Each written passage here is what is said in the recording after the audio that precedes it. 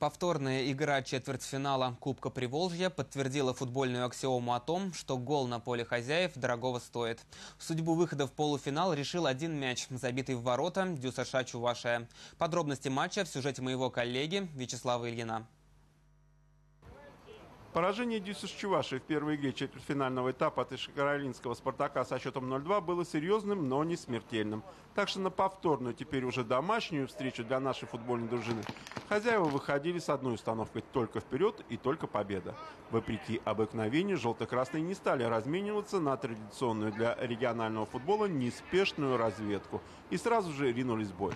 На острие атаки действовал 20-й номер хозяев Павел Донцов.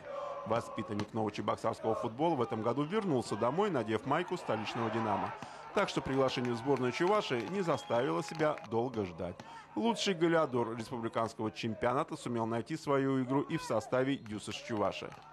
Преимущество 2 мяча, которое было у «Спартака», после первой встречи Павел Донцов сумел ликвидировать в 29-й минуте, записав на свой счет голевой дубль еще до перерыва. 2-0. Однако и у марийских гостей был свой козырь в рукаве.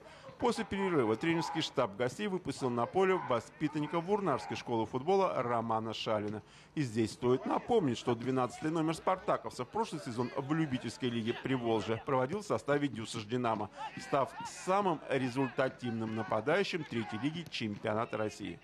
Ставка сыграла. Уже после минуты Роман поразил ворота своих вчерашних одноклубников 2-1.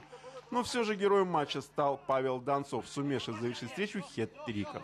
Однако победа ДЮСШ Чувашии со счетом 3-1 по результатам 2 игр выводит в полуфинал команду из столицы Мариэл. На будущее перспективы, если буквально 2 слова, есть понимание министерства, есть понимание Федерации футбола, что команда это будет, в том или ином плане будет участвовать в розыгрыше МФС Приволжья. Так что перспективы на будущий сезон у нас есть, довольно-таки хорошие. ДЮСШ Чувашии завершил сезон в любительской лиге, так что теперь внимание любителей футбола переключится на внутренний чемпионат. Вячеслав Ильин, Вести, Чувашия.